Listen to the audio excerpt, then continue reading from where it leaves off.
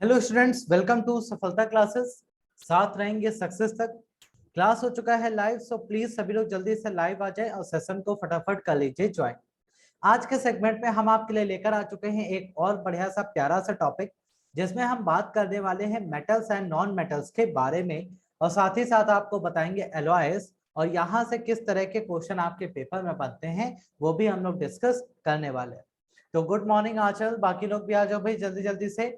और यहाँ पर मेटल नॉन मेटल टॉपिक की अगर बात करें तो एक क्वेश्चन आपके पेपर में अक्सर देखने को मिला है। कभी कभी दो क्वेश्चन भी आ सकते हैं, नहीं तो एक क्वेश्चन जरूर आता है। मेटल नॉन मेटल में अगर बात की जाए तो कहाँ से क्वेश्चन बनेगा पहले वो समझ लेते हैं भाई। सॉरी, इस टॉपिक से अगर बात करें तो मेटल और नॉन मेटल की प्रॉपर्टीज से क्वेश्चन कम बनते हैं, लेकिन एक्सेप्शन का क्वेश्चन सबसे ज्यादा बनता है कि सर एक्सेप्शन बताइए मेटल और नॉन मेटल में कौन कौन से हैं। ये आपको याद होने चाहिए बढ़िया से। फिर आते हैं एलॉयस। एलॉयस यानी कि मिश्र धातुएं। मिश्र धातुएं क्या होती हैं, किन चीजों से मिलाकर बनती हैं, और कौन कौन से एलॉयस आपके लिए मोस्ट इंपॉर्टेंट है वो आपको जानना बहुत जरूरी है। ओके, ठीक है, ये पॉइंटर्स आपके लिए बहुत इंपॉर्टेंट है। मेटल नॉन मेटल पढ़ा दिया है? नहीं भाई, आपके बैच में नहीं हुआ मेटल नॉन मेटल। हमने आपको एटॉमिक पढ़ाया है, एसिड बेस सॉल्ट पढ़ाया है, एटॉमिक स्ट्रक्चर, केमिकल रिएक्शंस पढ़ाई हैं, धातु अधातु पढ़ा दिया आपके टॉप यहाँ पर बैच में।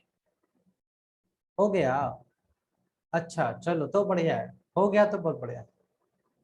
ओके, अमल का पढ़ लिया, चलिए भाई, बढ़िया बढ़िया, पढ़ लिया तो बहुत है।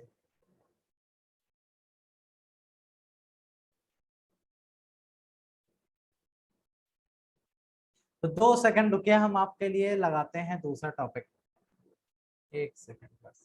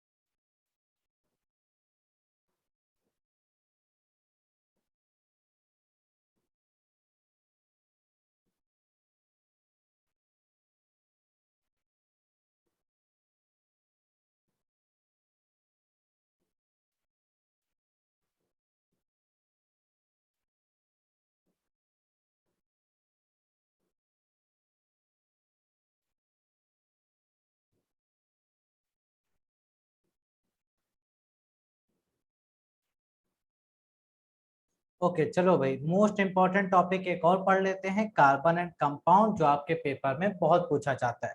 यहाँ से आपके पेपर में बढ़िया सा क्वेश्चन बनता है कार्बन एंड कंपाउंड से।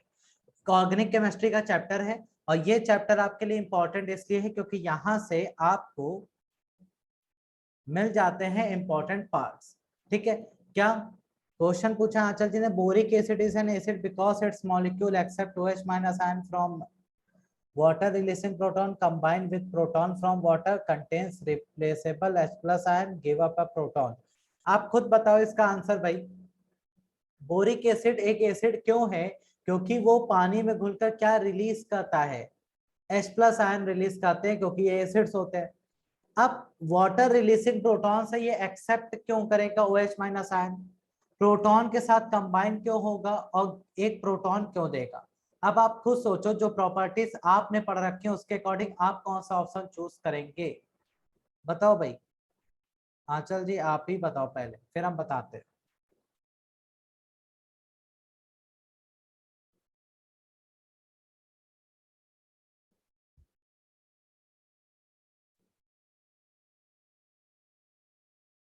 बोलो भाई जल्दी से आंसर, क्या होगा आपके अकॉर्डिंग।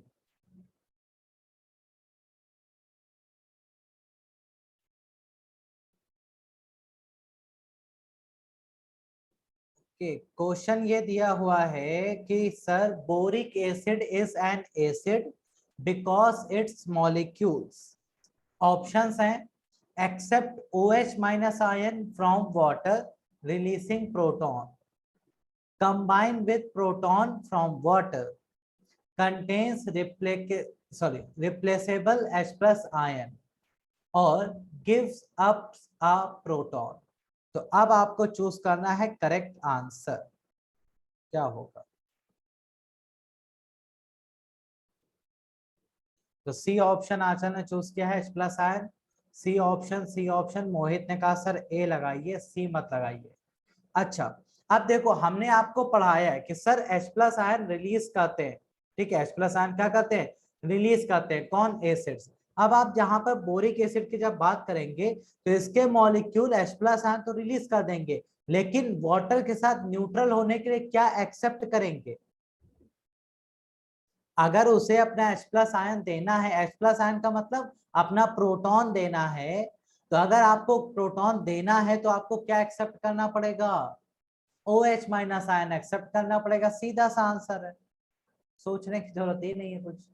ठीक है, तो बोरिक एसिड क्या करते हैं, सीधा सा OH- आयन को क्या करते हैं, देते हैं, सॉरी एक्सेप्ट करते हैं, जिससे वो अपना प्रोटॉन रिलीज कर सके आसानी से। ठीक है, लॉजिक आपका बिल्कुल आसान है। ठीक है, चलिए अब आते हैं अपने टॉपिक की तरफ, जहां हम बात करने वाले हैं कार्बोनेट कंपाउंड। यहां से आपको 2 क्वेश्चन जरूर मिलेंगे पेपर में, बढ़िया है, कभी कभी 3 क्वेश्चन भी आते हैं।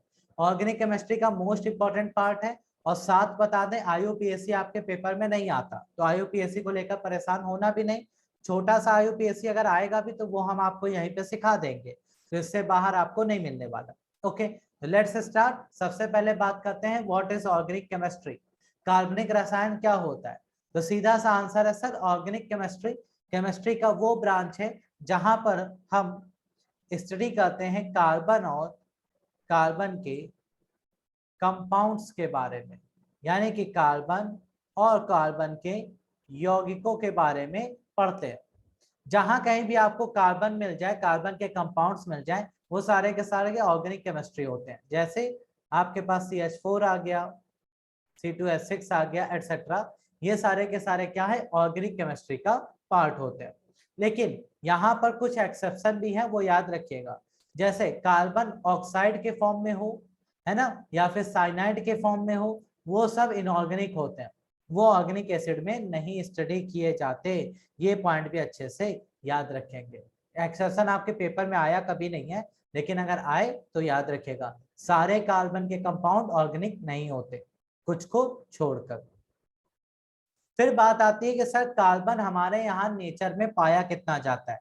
डायरेक्ट क्वेश्चन आता है पेपर में कि सर अर्थ क्रस्ट, यानी कि अगर हमसे पूछा जाए कि सर भूपर्पटी पर बताइए कार्बन कितना मौजूद है, तो आपको पता है अर्थ क्रस्ट में कार्बन का परसेंटेज होता है 0.02 से लेकर 0.03% के बीच में। ठीक है, बस इतना ही परसेंटेज ऑफ कार्बन है हमारे अर्थ क्रस्ट पे। और एटमॉस्फेयर में किस रूप में है, एटमॉस्फेयर में कार्बन डाइऑक्साइड के रूप में है, 0.03 से लेकर 0.04% तक। ठीक, ये परसेंटेज ऑफ कार्बन हमारे एटमॉस्फेयर और अर्थ के क्रस्ट पे देखने को मिल जाते हैं। अगर आप बात करें यहाँ पर कि सर कार्बन लगभग लगभग दुनिया की हर चीज में है, लेकिन परसेंटेज उसका 1 से ज्यादा मत कर देना कहीं भी, 1 भी नहीं, क्यों? क्योंकि कार्बन अगर ज्यादा हो जाएगा तो धीरे धीरे लाइफ खत्म होती जाएगी। जैसे आप वीनस को देखते हैं, तो वीनस में आज क्यों सबसे हॉटेस्ट प्लैनेट है? क्योंकि वहां सिर्फ और सिर्फ कार्बन है और कुछ नहीं। तो हमारे यहाँ भी अर्थ में चाहे वो लिविंग थिंग हो चाहे नॉन लिविंग हो, सब में कार्बन है किसी ना किसी कंपाउंड फॉर्म में। जैसे हमारे पास हम कुछ भी खा रहे हैं पी रहे हैं उसमें कार्बन है, हमारी बॉडी में कार्बन है, हमारे पास नॉन लिविंग थिंग है उसमें कार्बन है। लगभग हर चीज में कार्बन आपको मिल जाता है, लेकिन इंडिविजुअली परसेंटेज बहुत कम होता है। ठीक है, फिर आता है यहाँ पर नेक्स्ट पार्ट कि कार्बन उसकी फैमिली के बारे में थोड़ा सा जान लेते हैं। कार्बन की फैमिली की बात करें तो कार्बन जो है वो किस ग्रुप में आता है भाई? तो ग्रुप नंबर 14 से बिलोंग करता है।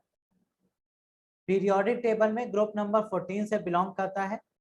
यहां पर इसके वैलेंस इलेक्ट्रॉन कितने होते हैं? 4। और इसकी वैलेंसी भी कितनी होती है? 4। क्योंकि इस ग्रुप के सारे मेंबर्स के आउटर मोस्ट शेल में 4 ही इलेक्ट्रॉन होते हैं और सबकी वैलेंसी भी 4 होती है। कार्बन को ऐसा नॉन मेटल यानी कि अधातु की तरह ट्रीट किया जाता है। ओके, कार्बन की फैमिली में उसके साथ कौन कौन रहता है? उसके साथ रहते हैं कार्बन, सिलिकॉन, जर्मेनियम, टिन और लेड। याद करने का शॉर्टकट है काशी गए शंकर पार्वती। तो आप इस तरह से इसको सिंपली याद कर सकते हैं। ओके भाई, तो ये हो गया कार्बन की फैमिली का इंट्रोडक्शन। इसके बाद आता है बॉन्ड कैसा बनाता है कार्बन। सर कार्बन एक नॉन मेटल है, तो जब कभी भी अपने नॉन मेटल्स के साथ दोस्ती करेगा तो हमेशा बनाएगा कोवेलेंट बॉन्ड।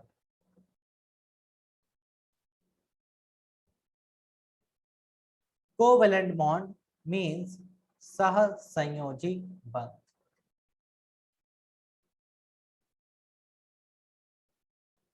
तो वो हमेशा कोवेलेंट बॉन्ड बनाता है। कोवेलेंट मतलब ये ना ही किसी सॉरी, ना ही किसी को इलेक्ट्रॉन देगा ना ही किसी से इलेक्ट्रॉन एक्सेप्ट करेगा, सिर्फ इलेक्ट्रॉन्स की शेयरिंग करता है।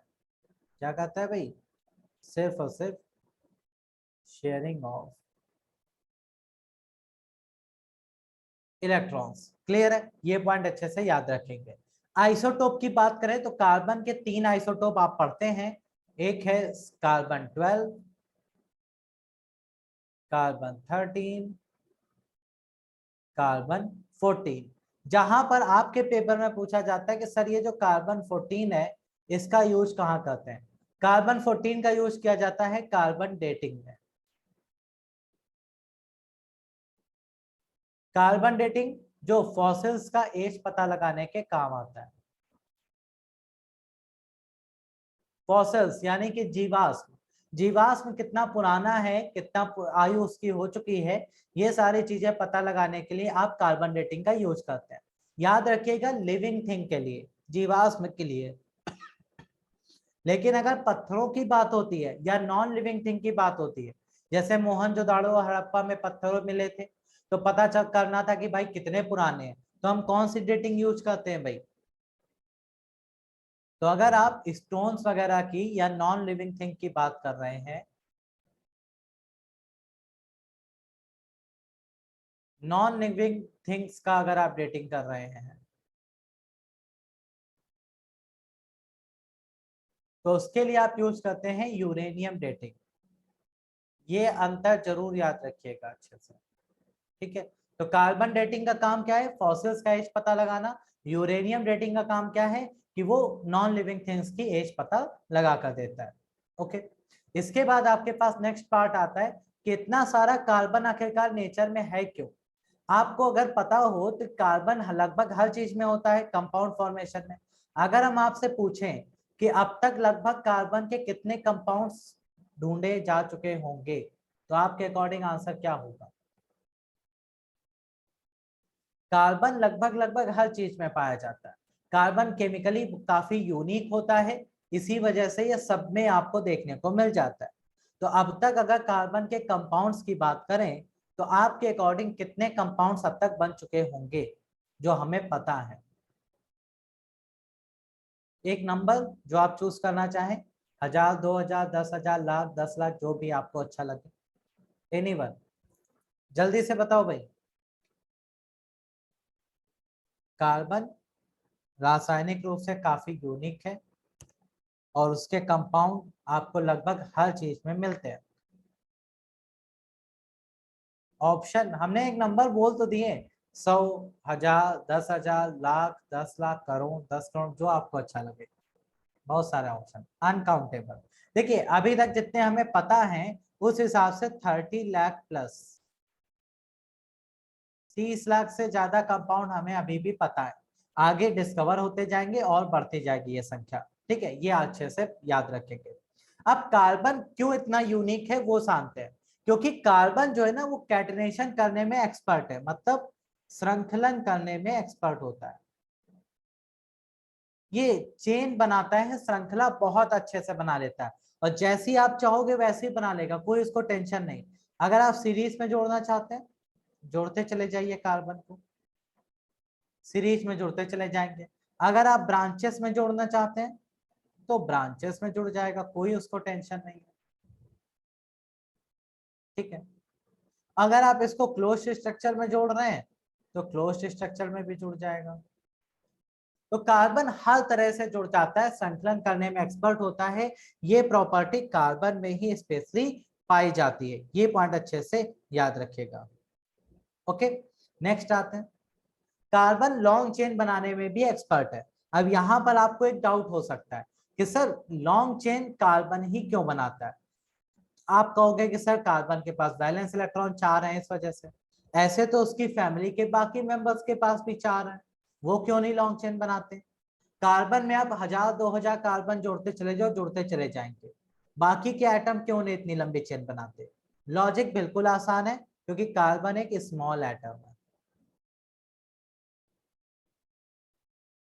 कार्बन एक छोटा एटम होता है जिसकी वजह से इसके पास एक बेनिफिट है। क्या, इसके जो वैलेंस इलेक्ट्रॉन है, आउटर मोस्ट शेल के इलेक्ट्रॉन, वो उसके न्यूक्लियस के बहुत पास है, जिससे कि वो न्यूक्लियस से टाइटली बाउंड होते हैं, जुड़े रहते हैं।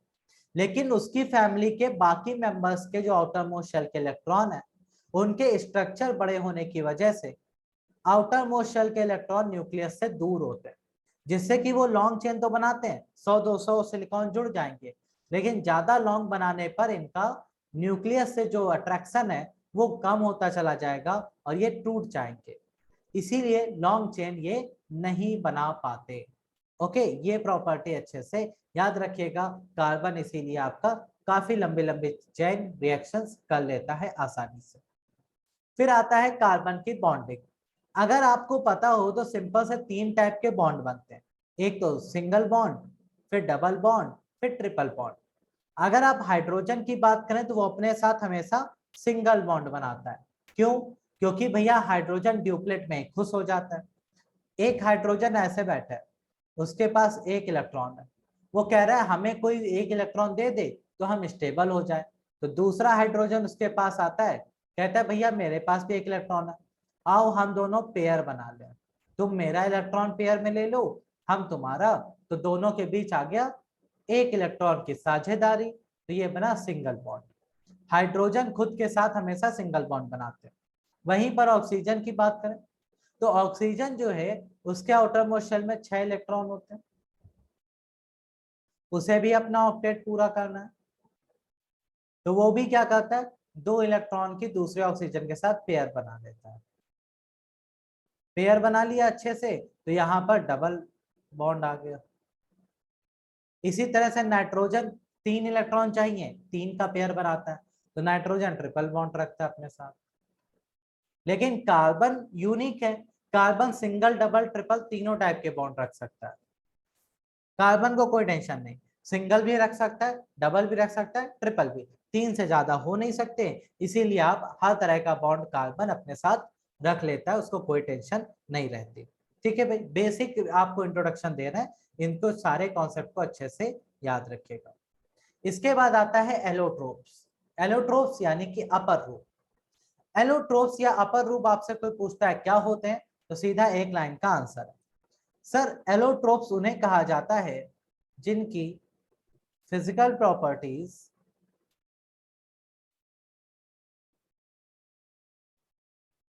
यानी कि जो भौतिक गुण होते हैं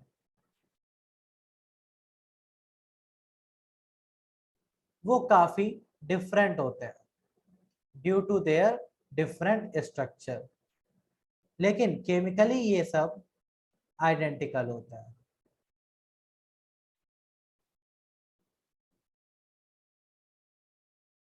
अगर रासायनिक गुणों की बात करें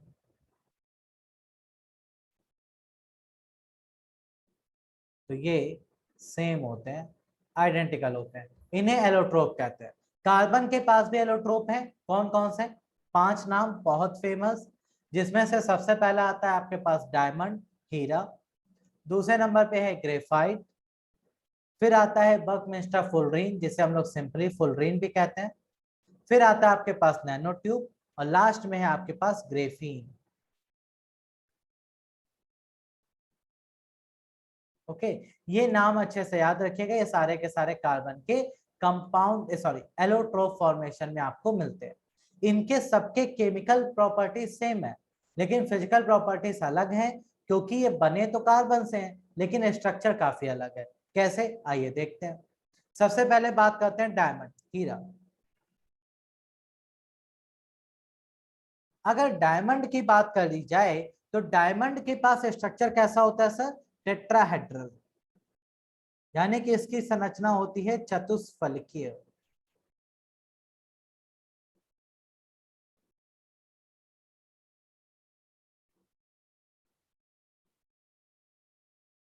जो कि एक 3D स्ट्रक्चर बनाता है।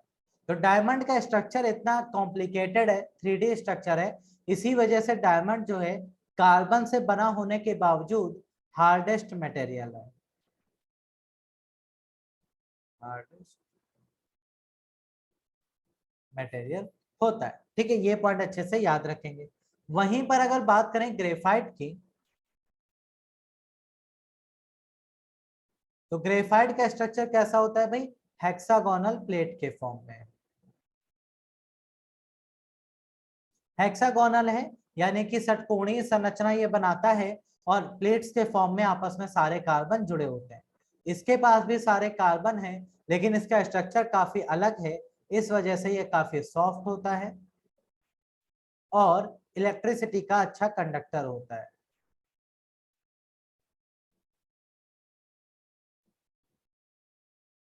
ओके, ये पॉइंट याद रखेंगे।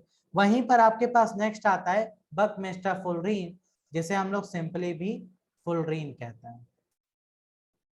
फुलरीन का अनदर नेम है कार्बन 60। क्यों कहते हैं? क्योंकि इसके एक फॉर्मेशन में 60 कार्बन एटम जुड़े होते हैं। इसका स्ट्रक्चर कैसा होता है? Football like. तो फुटबॉल लाइक स्ट्रक्चर आपको देखने को मिल जाता है, ठीक है, ये हो गया आपका फुलरीन। इसके बाद आता है आपके पास कार्बन नैनो ट्यूब।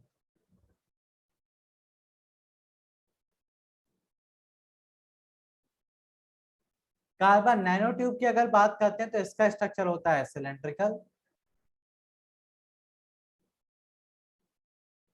और ये आपको इस फॉर्मेशन में हेक्सागोनल सिलेंडर फॉर्म में जुड़े हुए मिल जाते हैं। तो ये आपको अच्छे से याद रखें, नाम स्ट्रक्चर वगैरह पेपर में नहीं आते, डायरेक्ट नाम पूछा जाता है, वो आपको अच्छे से याद रखना है। तो एक बार अभी तक हमने कार्बन का इंट्रोडक्शन पूरा कर लिया है, तो इसको रिकैप कर लेते हैं। जहां कहीं भी आपको डाउट या कंफ्यूजन लगे तो आप जरूर पूछ लें अच्छे से। तो हमने स्टार्ट कहाँ किया? ऑर्गेनिक केमिस्ट्री से। ऑर्गेनिक केमिस्ट्री केमिस्ट्री का वो ब्रांच है जहां पर हम कार्बन और कार्बन के कंपाउंड्स को स्टडी करते हैं। यहाँ पर जितने भी कार्बन के कंपाउंड हैं वो सब ऑर्गेनिक केमिस्ट्री में ही आते हैं, लेकिन कुछ को छोड़कर, जैसे कार्बन ऑक्साइड फॉर्म में हो, डाइऑक्साइड फॉर्म में हो, कार्बन साइनाइड फॉर्म में हो, ये सारे कार्बोनेट फॉर्म में हो, तो ये सारे के सारे इनऑर्गेनिक होते हैं, इन्हें ऑर्गेनिक में नहीं पढ़ा जाता। कार्बन हमारे नेचर में बहुत ज्यादा मात्रा में है, लगभग सभी चीजों में पाया जाता है। अर्थ क्रस्ट पे इसका परसेंटेज 0.03 के अराउंड, और एटमॉस्फेयर में 0.04 के अराउंड है, और ये कार्बन डाइऑक्साइड गैस के रूप में एटमॉस्फेयर में मिलता है। कार्बन की फैमिली की हमने बात करी, तो कार्बन जो है ग्रुप नंबर 14 में मिल जाता है आपको। इसके साथ सिलिकॉन, जर्मेनियम, टिन और लेड भी रहते हैं। इसके सबके वैलेंस इलेक्ट्रॉन 4 हैं, सबकी वैलेंसी भी 4 है। कार्बन को ऐसा नॉन मेटल ट्रीट किया जाता है। बॉन्ड की बात करें तो यह हमेशा अपने साथ कोवेलेंट बॉन्ड बनाता है, जिसमें इलेक्ट्रॉन की सिर्फ शेयरिंग होती है, ना ही इलेक्ट्रॉन किसी को देता है ना ही किसी से एक्सेप्ट करता है। आइसोटोप इसके 3 है, कार्बन 12, कार्बन 13, कार्बन 14। कार्बन 14 का यूज हम लोग कार्बन डेटिंग में करते हैं, फॉसिल्स का एज पता लगाने के काम आता है। वहीं पर नॉन लिविंग थिंग्स का एज पता लगाना है तो आप वहां पर यूरेनियम डेटिंग का यूज कर सकते हैं। इसके बाद कार्बन इतना ज्यादा क्यों है एटमॉस्फेयर में, क्योंकि कार्बन केमिकली काफी यूनिक है। वो सीधा सा कैटिनेशन करने में एक्सपर्ट है, जिस तरह से चाहे उस तरह से आपका लॉन्ग चेन कार्बन की बन सकती है। स्ट्रक्चर आप ब्रांच, सीरीज, क्लोज्ड कैसा भी बना सकते हैं। लॉन्ग चेन बनाने में क्यों एक्सपर्ट है, क्योंकि इसके पास स्मॉल एटम है ये, और इसके जो वैलेंस इलेक्ट्रॉन है वो न्यूक्लियस से टाइटली जुड़े हैं। बाकी एटम्स में न्यूक्लियस से दूर होते हैं, इसलिए वो बहुत लॉन्ग चेन नहीं बना पाते, छोटा मोटा बना लेते हैं। लेकिन कार्बन बहुत लॉन्ग चेन बनाने में एक्सपर्ट होता है। बॉन्ड की बात करें तो ये सिंगल, डबल, ट्रिपल तीनों टाइप के बॉन्ड बना सकता है, जहां जैसे रिक्वायरमेंट है वैसा बॉन्ड ये फॉर्म करता है। इसके बाद हमने बात करी एलोट्रोप्स की, तो एलोट्रोप्स वो होते हैं जिनकी physical properties different but chemical properties same होती है। कार्बन के 5 नाम आपको अच्छे से याद रखने: diamond, graphite, fullerene, carbon nanotube और ग्रेफीन। डायमंड टेट्राहेड्रल स्ट्रक्चर बनाता है 3D में, हार्डेस्ट मटेरियल है, होता कार्बन है, नॉन मेटल लेकिन hardest material. Graphite hexagonal structure बनाता है, सॉफ्ट होता है, इलेक्ट्रिसिटी का कंडक्टर होता है। फुलरीन को कार्बन 60 भी कहते हैं, फुटबॉल लाइक स्ट्रक्चर अपने साथ रखता है। नैनोट्यूब सिलेंड्रिकल स्ट्रक्चर अपने साथ फॉर्म करता है। क्लियर भाई? यहां तक किसी को कोई समस्या या डाउट तो पूछो भाई।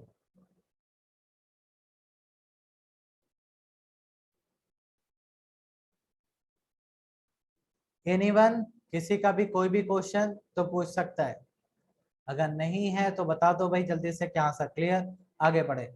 हाइड्रोकार्बन्स की बात करें, जहां से क्वेश्चन सबसे ज्यादा आते हैं आपके पेपर में।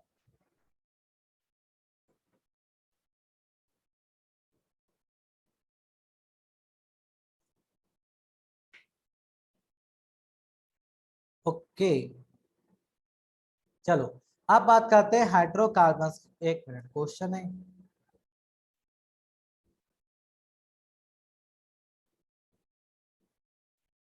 ओके, यहाँ पे आंचल जी ने पूछा सर ग्रेफीन का स्ट्रक्चर। ग्रेफीन का स्ट्रक्चर शायद आपको यहाँ पे नहीं मिला है। ग्रेफीन का स्ट्रक्चर जो होता है, आपने वो देखे हैं, क्या बोलते हैं उसको, फेंसिंग। वो वाली फेंसिंग जो क्लोज्ड होती है, जैसे हेक्सागोनल स्ट्रक्चर में ये इस टाइप की फेंसिंग देखी है आपने?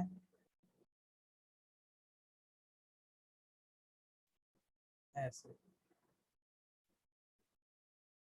ये जो क्लोज करते हैं, जो फेंसिंग की जाती है, आपने देखा होगा स्ट्रक्चर डिफरेंट डिफरेंट। तो जो फेंसिंग होती है बिल्कुल वैसा ही स्ट्रक्चर होता है ग्रेफीन का, प्लेट के फॉर्म में, हेक्सागोनल कॉम्बिनेशन होता है एटम्स का, और बिल्कुल वैसे ही फेंसिंग करते हुए प्लेट्स के फॉर्म में आपस में जुड़े होते हैं। आप इसको ऐसे समझो, जैसे यहाँ पे कार्बन नैनो ट्यूब है, ये सिलेंडर है, इसको खोल दो, अगर आप इसको कट करके ऐसे प्लेट के फॉर्म में खोल दें, बस वही आपका ग्रेफीन बन जाता है। ठीक है, ये होता है स्ट्रक्चर ग्रेफीन का। नेक्स्ट आते हैं भाई, हाइड्रोकार्बन्स की बात करें तो सर आपसे पूछा जाए कि हाइड्रोकार्बन्स क्या होते हैं, तो सर एक लाइन का आंसर है, hydrocarbons are the compounds made by carbon and hydrogen. यानी कि कार्बन और हाइड्रोजन को मिलाकर बनाए गए जो कंपाउंड्स होते हैं उन्हें हाइड्रोकार्बन्स कहा जाता है। जैसे CH4, C2H2, C3H6 and so on. तो जहां जहां पर कार्बन और हाइड्रोजन मिलके बना रहे हैं कंपाउंड, उन्हें ही हाइड्रोकार्बन्स कह देंगे, सीधा सा आंसर है। पेपर में क्वेश्चन आता है कि सर ये बताइए कि पेट्रोलियम यानी कि क्रूड ऑयल में मेन कंपोनेंट क्या है, तो भैया वो है हाइड्रोकार्बन्स। बिना हाइड्रोकार्बन्स का कोई भी क्रूड ऑयल या पेट्रोलियम प्रोडक्ट नहीं मिलता, चाहे आपका पेट्रोल हो, डीजल हो, केरोसिन ऑयल हो, नेचुरल गैसेस हो, या फिर वैक्स हो, कुछ भी हो, वहां पर हाइड्रोकार्बन्स आपको जरूर से जरूर मिलेंगे। तो ये पॉइंट याद रखिएगा, सारे के सारे पेट्रोलियम प्रोडक्ट्स में आपको क्या मिलेगा, हाइड्रोकार्बन्स कंपलसरी। फिर आते हैं हाइड्रोकार्बन्स कितने टाइप के होते हैं सर। तो हाइड्रोकार्बन्स सॉरी हाइड्रोकार्बन्स होते हैं दो टाइप के। कौन कौन से? एक होता है आपका सैचुरेटेड, दूसरा होता है अनसैचुरेटेड। सैचुरेटेड यानी कि संतृप्त हाइड्रोकार्बन।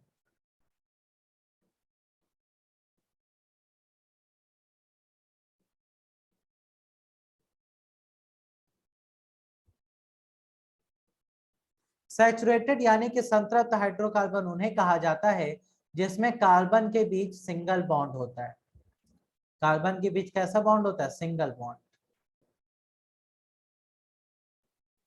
तो जहां कहीं भी आपको स्ट्रक्चर में कार्बन के बीच सिंगल बॉन्ड दिखे, समझ जाओ सैचुरेट है। मतलब उसके पास अब जगह नहीं है नया एलिमेंट जोड़ने की।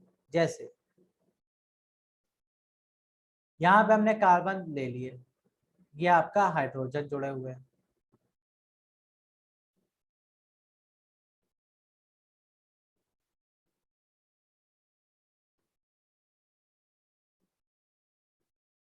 ओके, अब मान लो इसके पास एक हाइड्रोजन आता है, कहता है भैया हमें भी ऐड कर लो।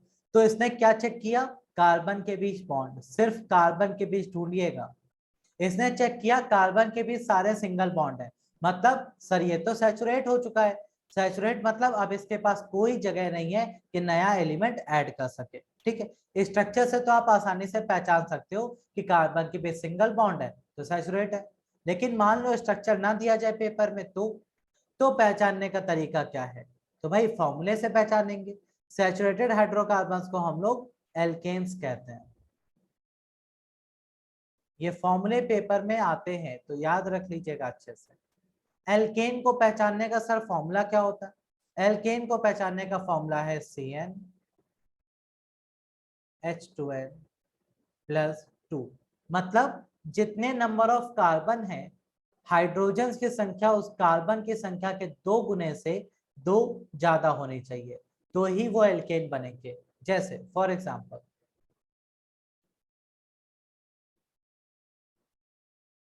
यहाँ पर हम कुछ एग्जांपल लेते हैं और आपको पहचानना है इनमें से कौन एल्केन है और कौन नहीं।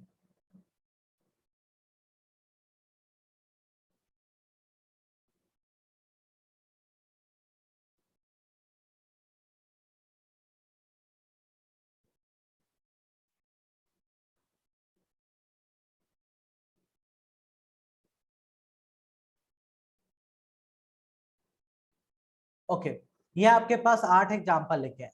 अब इनको आप फॉर्मूले से कंपेयर कराइए और ढूंढिए कौन एल्केन है कौन नहीं। तो पहले वाले को देखते हैं। कार्बन यहाँ पे कितना है सर? 1। हाइड्रोजन कितने होने चाहिए? कार्बन का डबल यानी कि 2, और उसमें भी 2 ऐड करो +2 मतलब 4। ये बिल्कुल सही है, एल्केन है। यहाँ आ जाओ, 2 का डबल 4, 4+2 6, एल्केन है। 3 का डबल 6+2 8 होना चाहिए, मतलब ये एल्केन नहीं है। 2 का डबल 4+2 6 होना चाहिए, ये भी एल्केन नहीं है। 5 का डबल 10+2 12 है। 6 का डबल 12+2 14। 4 का डबल 8+2 10। 2 का डबल 4+2 6 नहीं है। तो बस इस तरह से आप आसानी से एल्केन को फॉर्मूले के थ्रू पहचान सकते हैं। क्लियर है भाई? कोई समस्या नहीं, आसानी से आप इसको नेमिंग भी कर सकते हैं। अब आता है second, unsaturated hydrocarbons. Unsaturated hydrocarbons वो होते हैं जो कि असंतृप्त होते हैं। मतलब इनके पास अभी भी खाली जगह है नया एलिमेंट ऐड करने की। ये पॉइंट याद रखेंगे। तो यहाँ पर आप असंतृप्त किसे कहेंगे? तो अनसैचुरेटेड उन हाइड्रोकार्बन्स को कहा जाता है जिसमें कार्बन के बीच या तो डबल बॉन्ड आ जाए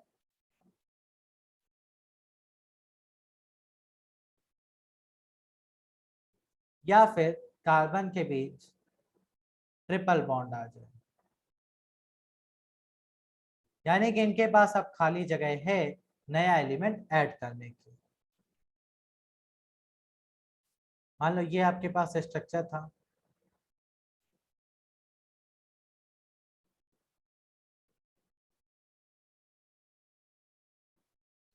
हमने कहा कि सर अभी हमारे पास ये जो स्ट्रक्चर है इसको देखकर बता दें कि ये कैसा है। तो हमने कहा भैया देखो यहाँ कार्बन के बीच अगर बॉन्ड ढूंढने जाओगे तो एक डबल बॉन्ड मिल जाएगा, मतलब ये अनसैचुरेटेड है।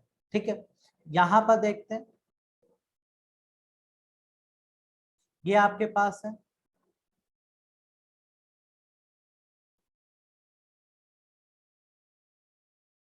ओके।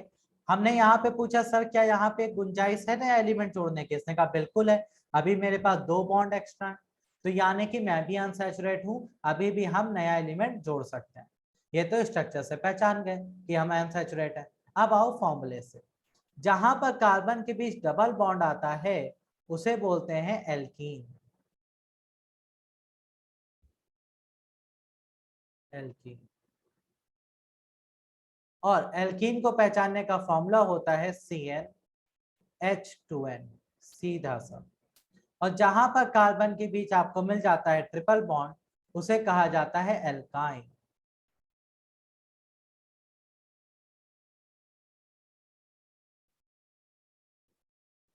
और यहां पर आपको कार्बन के बीच बॉन्ड दिखते हैं CnH2n -2।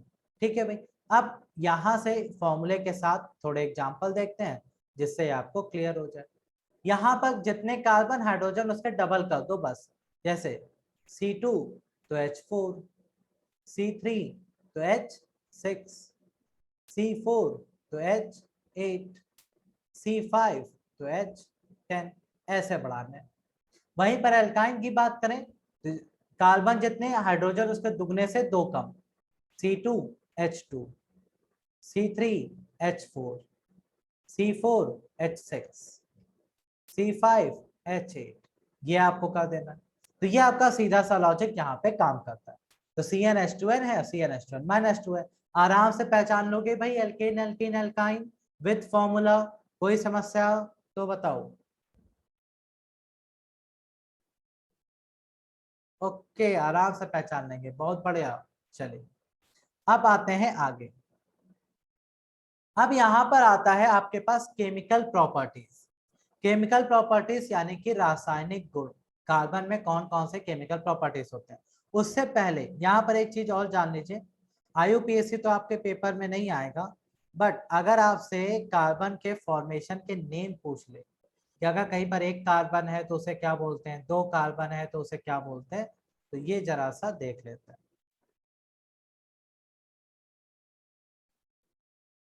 तो जब कभी भी आपके पास एक कार्बन 2 कार्बन ऐसे आते हैं तो उनको नेमिंग क्या दी जाती है, प्रीफिक्स में क्या लगाते हैं। जैसे कहीं पर एक कार्बन है और आप IUPAC नेमिंग करने जा रहे हैं, IUPAC का फुल फॉर्म तो पता ही होगा सबको। हाँ भाई, IUPAC का फुल फॉर्म याद रखिएगा, international union of pure and applied chemistry, बिल्कुल इंपॉर्टेंट है। कार्बन अगर सिंगल होता है तो उसका नाम हम लोग रखते हैं मेथ। अगर कहीं पर 2 कार्बन आते हैं तो उसको हम लोग कहते हैं एथ। 3 कार्बन आ जाते हैं कंपाउंड में तो प्रो। 4 कार्बन आते हैं कंपाउंड में तो ब्यूट। 5 कार्बन आ गए तो पेंट। 6 हो गए तो हेक्स। 7 हेप्ट। 8 ऑक्ट। 9 नॉन।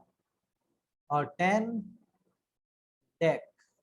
ठीक है, तो होते बहुत सारे, 10 तक ही आप याद रखिए, बहुत सफिशिएंट है, इससे बाहर नहीं आएगा। और नेमिंग भी आप आसानी से कर सकते हैं, कोई दिक्कत नहीं है। जब मान लो आपको एक छोटा सा IUPAC नेम दे दें हम यहाँ पे,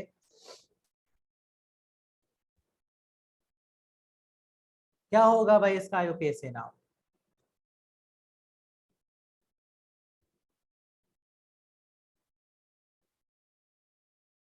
बिल्कुल आसान है सर। देखो अब इसको पहचानेंगे एल्केन है, एल्कीन है या एल्काइन है। तो सबसे पहले कार्बन 6 है तो हेक्स। अब एल्केन एल्कीन एल्काइन के अकॉर्डिंग पहचानना है, तो यहाँ पे देखो 6 का डबल 12, 12 + 2 14, मतलब एन, तो एन लग जाएगा हेक्सेन। ये सीधा सा आंसर। क्लियर है, तो आप छोटे मोटे IUPAC अगर आ भी गए गलती से तो आप कर ले जाएंगे, कोई दिक्कत नहीं है, आपने पढ़ा हुआ है, बिल्कुल सिंपल सा कॉन्सेप्ट होता है। अब चलते हैं केमिकल प्रॉपर्टीज। अगर यहाँ पर केमिकल प्रॉपर्टीज की बात की जाए तो 2 प्रॉपर्टीज आपके पेपर में बहुत पूछी जाती है। पहला, कंबशन रिएक्शन दहन अभिक्रिया, और दूसरा एडिशन रिएक्शन संयोजन अभिक्रिया। तो सबसे पहले बात करते हैं कंबशन, दहन करते हैं। दहन अभिक्रिया में अगर आपके पास सैचुरेटेड हाइड्रोकार्बन है, संतृप्त हाइड्रोकार्बन है, और आप उसको क्या करते हो, कंबशन करते हो in the presence of oxygen, उसका आप कंबशन करते हो in presence of oxygen.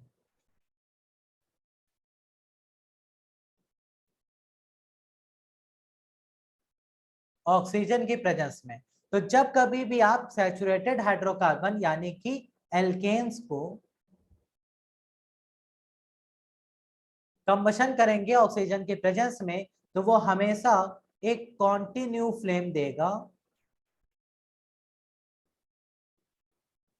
Blue colour का फ्लेम देगा, और इसे हम लोग कहते हैं नॉन सूटी फ्लेम।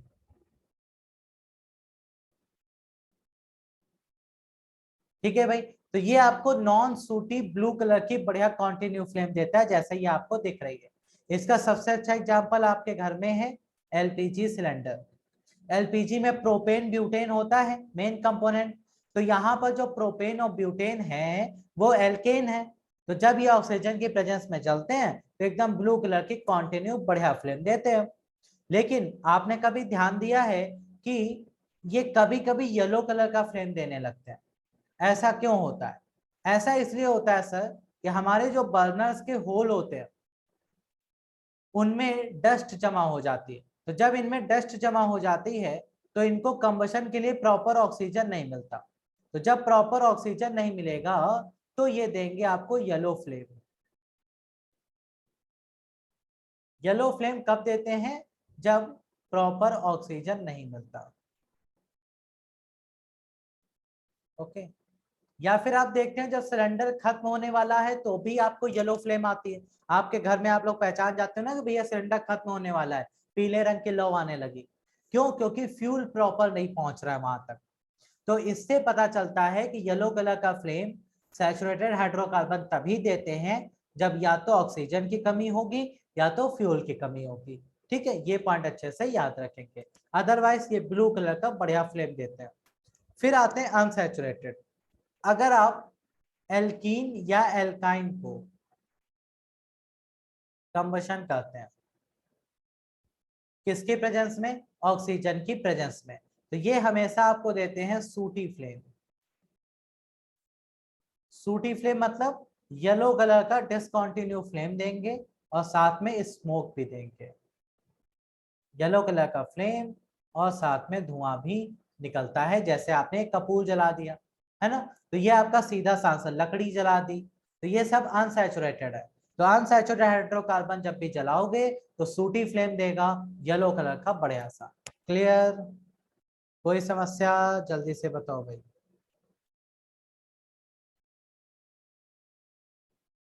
ओके, क्लियर है। तो आपसे पूछा जाए सूटी फ्लेम कौन देता है, नॉन सूटी कौन देता है, याद रखिए अनसैचुरेटेड सूटी फ्लेम देते हैं और नॉन सैचुरेटेड नॉन सूटी फ्लेम देते हैं। ठीक है। फिर आती है एडिशन रिएक्शन, संयोजन अभिक्रिया। बहुत आसान से रिएक्शन है, एक लाइन में खत्म करेंगे। मान लो आपके पास अनसैचुरेटेड हाइड्रोकार्बन है, ये पेपर में आया हुआ क्वेश्चन है, असंतृप्त हाइड्रोकार्बन, और आप उसमें क्या ऐड करते हैं? हाइड्रोजन। हाइड्रोजन ऐड करके उसको कैसा बनाते हैं? सैचुरेटेड, यानी कि उसको आप बनाते हैं संतृप्त। किसकी प्रेजेंस में? इसमें एज एन कैटलिस्ट यानी कि उत्प्रेरक के रूप में हम यूज करते हैं निकेल या पैलेडियम, जो रिएक्शन के रेट को बहुत तेज करता है। इसे कहते हैं एडिशन रिएक्शन, क्योंकि इसमें हाइड्रोजन ऐड हो रहा है। ओके, इसको हम इस तरह से भी लिख सकते हैं कि अगर आपके पास कोई एल्कीन या एल्काइन है और उसमें आप हाइड्रोजन ऐड करके निकेल या पैलेडियम की प्रेजेंस में उसको एल्केन बना रहे हैं, मतलब डबल या ट्रिपल बॉन्ड को सिंगल बॉन्ड बना रहे हैं, तो वो भी एडिशन कहलाएगा। एग्जाम्पल के लिए आपके पास है वेजिटेबल ऑयल, और वेजिटेबल ऑयल में जब हाइड्रोजन आप ऐड करते हैं निकल के प्रेजेंस में, तो वो बनाता है वेजिटेबल घी। ठीक है, तो ये क्या है, ये सारे के सारे आपके एडिशन रिएक्शन है, और इसके हाइड्रोजन जुड़ रही है इसलिए इसको हाइड्रोजनेशन भी कहते हैं, यानी कि हाइड्रोजनीकरण। ये क्वेश्चन आपसे पूछा गया था कि निकेल कैटलिस्ट की प्रेजेंस में अगर हम वेजिटेबल ऑयल को वेजिटेबल घी में बदलते हैं तो इस रिएक्शन को क्या कहते हैं? तो आंसर है एडिशन रिएक्शन कहते हैं या फिर हाइड्रोजनेशन कहते हैं। ओके, बिल्कुल आसान सा आंसर आपके पास, क्लियर है? तो अगर कैसे भी घुमाकर क्वेश्चन पूछा जाए आप आसानी से आंसर कर सकते हैं। ओके भाई, नेक्स्ट आते हैं। इसके बाद आता है सैपोनिफिकेशन। सैपोनिफिकेशन मतलब साबुनीकरण। अब हम बनाना सीखेंगे साबुन। तो आपको पेपर में बनाना नहीं है साबुन, सिर्फ वहां से जो क्वेश्चन आते हैं वो यहाँ पे याद रखने, ठीक है? जैसे देखो, दीदी से साबुन मांगा किसी ने, दीदी ने क्या कहा, मेक योर ओन सोप, अपना साबुन स्वयं बनाइए। तो चलो भाई अपना साबुन स्वयं बनाते हैं। तो यहाँ पर सोप बनाते कैसे वो हमें नहीं पढ़ना है, सिर्फ मेन पॉइंटर्स सीख लेते हैं। पहला, सोप का फॉर्मूला क्या होता है?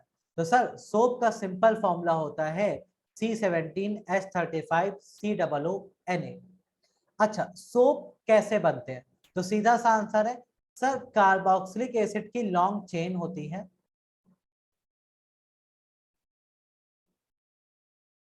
और कार्बोक्सिलिक एसिड की लॉन्ग चेन में हम जोड़ देते हैं सोडियम या फिर पोटेशियम का सॉल्ट। तो जब आप कार्बोक्सिलिक एसिड की लॉन्ग चेन में सोडियम या पोटेशियम का सॉल्ट जोड़ते हैं तो वो बनाता है क्या, सोप। जब आप सोडियम का सॉल्ट ऐड करते हैं तो वो बनाता है हार्ड सोप, और अगर आप पोटेशियम का सॉल्ट ऐड करेंगे तो वो बनाएगा आपके लिए सॉफ्ट सोप, जो आप अपनी स्किन वगैरह पे यूज करते हैं, ठीक है? या फिर हैंड वॉश वगैरह में भी यूज होता है। सोप में दो पार्ट होते हैं। अब क्वेश्चन आता है कि कपड़ों की सफाई कैसे करता है। अगर ये क्वेश्चन फिजिक्स में पूछा जाता तो एक लाइन का आंसर है सर, साबुन पानी का सरफेस टेंशन कम कर देता है, कपड़े साफ हो जाते हैं। सीधा सा आंसर है फिजिक्स में कि सर साबुन कपड़े कैसे साफ करता है। तो आंसर है साबुन पानी में घुलकर पानी का सरफेस टेंशन कम करता है, इसलिए कपड़े साफ हो जाते हैं। लेकिन केमिस्ट्री में यह आंसर नहीं है। केमिस्ट्री में काम कैसे होता है वो समझो। ये जो कार्बोक्सिलिक एसिड की लॉन्ग चेन होती है, ठीक है, इसे हम लोग कहते हैं हाइड्रोफोबिक रीजन। हाइड्रोफोबिक, हाइड्रो मतलब पानी, फोबिक मतलब फोबिया यानी कि डर, इसे पानी से डर लगता है, इसे पानी से डर लगता है, और ये होता है हाइड्रोफिलिक रीजन। ये क्या है, हाइड्रोफिलिक। हाइड्रो मतलब जल, फिलिक का मतलब इसको हो गया प्यार, तो इसे पानी से दोस्ती होती है, ठीक है, पानी से इसको होता है प्यार, ठीक है। अब क्या होगा, ये पानी से डरता है, जैसे ही सोप पानी में घोलोगे तो हाइड्रोफोबिक रीजन पानी से दूर भागेगा, और आपने जो कपड़ा डाला हुआ है गंदा कपड़ा, मान लीजिए उसमें ऑयल लगा हुआ है, ऐसे ये ऑयल की बड़ी सी ड्रॉप लगी हुई है, जैसे ही साबुन घुलेगा तो हाइड्रोफोबिक रीजन तुरंत भागेगा पानी से दूर छोटे छोटे टुकड़ों में। तो वो क्या करेगा, ऑयल को भी अपने साथ छोटे छोटे टुकड़ों में तोड़कर लेकर चला जाएगा झाग के रूप में। तो झाग के रूप में वो ऑयल यानी कि डस्ट वगैरह को भी अपने साथ छोटे टुकड़ों में तोड़ता है और लेकर चला जाता है। इस तरह से आपके कपड़े साफ हो जाते हैं, ठीक है। तो केमिस्ट्री में आपसे पूछा जाएगा तो तीन टाइप के क्वेश्चन। पहला, सोप का फॉर्मूला C17H35COONA। क्या चीज मिलाने से सोप बनता है? तो कार्बोक्सिलिक एसिड की लॉन्ग चेन में सोडियम या पोटेशियम का सॉल्ट मिलाने से सोप बनता है। सोडियम मिलाओगे तो हार्ड सोप, पोटेशियम मिलाओगे तो सॉफ्ट सोप। साबुन काम कैसे करता है? तो साबुन में दो रीजन होते हैं, कार्बोक्सिलिक एसिड की लॉन्ग चेन जो हाइड्रोफोबिक है, उसे पानी से डर लगता है, और जो सोडियम पोटेशियम का सॉल्ट है वो हाइड्रोफिलिक है, जिसे पानी से दोस्ती करनी है। जैसे ही आप साबुन पानी में घोलते हैं तो हाइड्रोफोबिक रीजन झाग के रूप में बाहर भागता है और वो डस्ट और गंदगी को भी अपने साथ छोटे टुकड़ों में लेकर भाग जाता है। ठीक है भाई, इस तरह से कपड़ों की सफाई होती है। लेकिन एक ड्रॉबैक है, साबुन सिर्फ और सिर्फ सॉफ्ट वाटर में ही घुलता है, मृदु जल में ही ये काम करता है, हार्ड वाटर में ये नहीं घुलता। ठीक है भाई, इस वजह से हार्ड वाटर में साबुन से कपड़े साफ नहीं होते। तो हार्ड वाटर में कपड़े साफ करने के लिए क्या यूज करेंगे? डिटर्जेंट। डिटर्जेंट क्या होते हैं? बिल्कुल साबुन की तरह कार्बोक्सिलिक एसिड की लॉन्ग चेन होती है, और इसमें अब आप जोड़ देते हैं क्या? इसमें आप जोड़ देते हैं अमोनियम या फिर सल्फोनेट के सॉल्ट। तो अमोनियम या सल्फोनेट अगर कहीं जुड़ जाए तो याद रखना वो डिटर्जेंट होता है, सोप नहीं। ये क्वेश्चन पेपर में आया है, 4 ऑप्शन दिए थे, उसमें लिखा था soaps are the long chain of long chain of carboxylic acid attached with ammonium salt। तो भैया अमोनियम सॉल्ट जुड़ गया तो डिटर्जेंट है, सोप नहीं। ये दोनों टाइप के पानी में सफाई कर लेता है, चाहे जैसा पानी दो, इसको फर्क नहीं पड़ता, इसको कपड़े साफ करने से मतलब है। ठीक है भाई। अच्छा, हार्ड वाटर अगर आपसे पेपर में पूछा जाए क्या होता है, देखो भाई दो टाइप के वाटर होते हैं। एक होता है हैवी वाटर, जैसे हम लोग कहते हैं भारी जल, ये होता है D2O, ड्यूटीरियम ऑक्साइड के फॉर्म में। एक होता है हार्ड वाटर जिसे हम लोग कहते हैं कठोर जल, और ये कब बनता है? जब आप पानी में कुछ अशुद्धियां मिला दें, जैसे मैग्नीशियम या कैल्शियम के सॉल्ट। तो जब पानी में मैग्नीशियम और कैल्शियम के सॉल्ट मिल जाते हैं तो ये पानी को हार्ड कर देते हैं, जिसकी वजह से साबुन उसमें नहीं घुल पाता, लेकिन डिटर्जेंट आसानी से घुल जाता है और ये कपड़े उसमें भी साफ कर लेता है। क्लियर? तो बस इतना ही छोटा सा पार्ट यहाँ से पेपर में बनता है। ओके भाई, तो अगर आपसे डिटर्जेंट और सोप में कोई भी क्वेश्चन पूछा जाए, आसानी से आंसर कर सकते हो भाई? बोलो। कोई भी डाउट या कंफ्यूजन तो अभी पूछ लो। हमने आज के सेगमेंट में मेन मेन चीजें सारी पढ़ ली। कार्बन क्या होता है, कार्बन की प्रॉपर्टीज क्या है, किस फैमिली से बिलोंग करता है, कार्बन का नेचर कैसा है, एलोट्रोप्स क्या होते हैं, उसके बाद हाइड्रोकार्बन्स क्या हैं, हाइड्रोकार्बन्स का नेचर कैसा होता है, हाइड्रोकार्बन्स कितने टाइप के होते हैं। उसके बाद हमने बात करी यहाँ पे केमिकल रिएक्शंस की, addition reaction, saponification, detergent, soap और कंबशन रिएक्शन। क्लियर? कोई डाउट नहीं? तो चलो भाई छोटू क्वेश्चन का आंसर दे दो जल्दी से।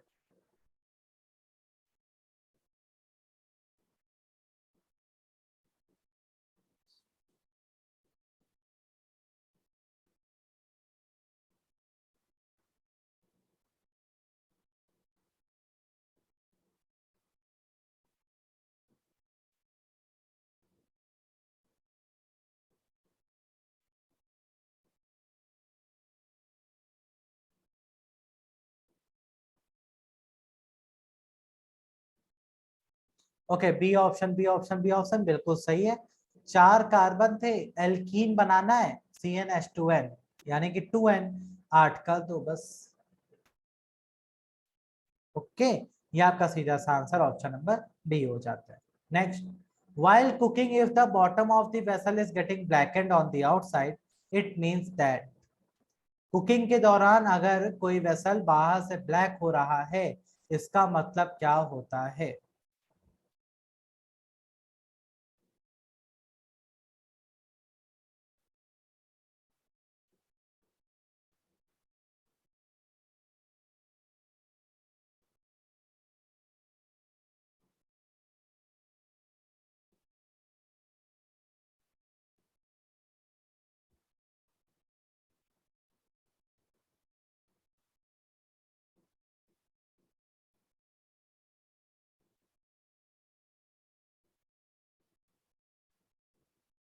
ओके, यहाँ पर डी आंसर, बी ऑप्शन। देखो भैया सीधा सा आंसर है, fuel is not burning completely. वो अनसैचुरेटेड फ्यूल्स पूरी तरह से बर्न कभी नहीं होते। आपने देखा होगा ना, पहले जमाने में क्या होता था कि कोयले और लकड़ी से लोग ज्यादा खाना बनाते थे, तो उसकी वजह से बर्तन ब्लैक हो जाते थे नीचे से, है ना, ऐसा होता था। तो ऐसा क्यों हो रहा है? सीधा सा लॉजिक इसीलिए काम करता है क्योंकि सर वहां पर फ्यूल अच्छे से बर्न नहीं होता है, तो ब्लैक कलर की लेयर वहां पर चढ़ जाती। अब आप जो एलपीजी सिलेंडर यूज करते हैं वहां ऐसा कुछ भी नहीं होता।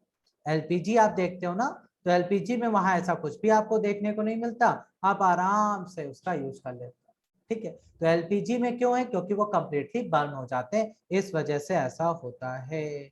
ओके, तो ये पॉइंट अच्छे से याद रखिएगा। क्लियर है भाई? चले नेक्स्ट पार्ट की तरफ। ओके, यहाँ पे आपका, चलो भाई, टॉपिक हो गया कंप्लीट। मतलब आपका आज का टॉपिक यहाँ पे कंप्लीट है, कार्बन एंड कंपाउंड। इसको अच्छे से घर पे कर लीजिएगा रिवाइज, और जहां कहीं भी आपको डाउट या कंफ्यूजन लगे सो प्लीज पूछ जरूर लीजिएगा। ओके, ये पॉइंट अच्छे से याद रखिएगा। ठीक है, और यहाँ पर आप में से जितने भी लोगों ने अपने एग्जाम्स के एडमिट कार्ड शेयर नहीं करे हैं, सो प्लीज अपने अपने एडमिट कार्ड इस नंबर पे जरूर शेयर कर दें। व्हाट्सएप नंबर है, आपको इस नंबर पर शेयर करना है। मैं नंबर यहाँ पर आपको नोट करके दे देता हूँ, 8595264057। सो प्लीज इस नंबर पे आप अपने अपने एडमिट कार्ड जरूर शेयर करें। इस एडमिट कार्ड को जो भी लोग शेयर कर रहे हैं उनके लिए कुछ स्पेशल फीचर्स भी दे रही है हमारी टीम। यहाँ पर आपको, अगर आप एडमिट कार्ड शेयर करते हैं तो लाइफ टाइम कोर्स एक्सेस मिलता है। जो भी कोर्स आपने परचेज किया है उसका एक्सेस मिलता है। न्यूज़पेपर जो सफलता का है वो आपको एक्सेस मिल जाता है, और टेस्टिमोनियल्स मिलते हैं, और भी कई सारे फीचर्स। तो ये सारे ही फीचर्स आपको मिल जाते हैं। आप अपने अपने एडमिट कार्ड इस नंबर पे जरूर शेयर करें ध्यान से। ओके भाई, तो ये बात अच्छे से याद रखिएगा। ओके, तो चलिए, thank you so much guys for watching the class. Have a great day, take care. मिलते हैं आपसे यहाँ पर नेक्स्ट 15 मिनट बाद, कौन से बैच में? जहां पर हम करा रहे हैं आपको प्रैक्टिस। तो प्रैक्टिस बैच में आप सबने एनरोल जरूर किया होगा, ऐसी हमें उम्मीद है। और अगर अभी तक एनरोल नहीं किया है तो एनरोल जरूर कर लीजिए, फ्री ऑफ कॉस्ट आपको मिल रहा है। ठीक है, फ्री ऑफ कॉस्ट आपको मिल रहा है वो बैच, उसमें बस आप रेफरल कोड यूज कर सकते हैं और उससे आप वहां पर प्रैक्टिस करिए बढ़िया से। Okay, so thank you so much, have a great day, take care, bye bye.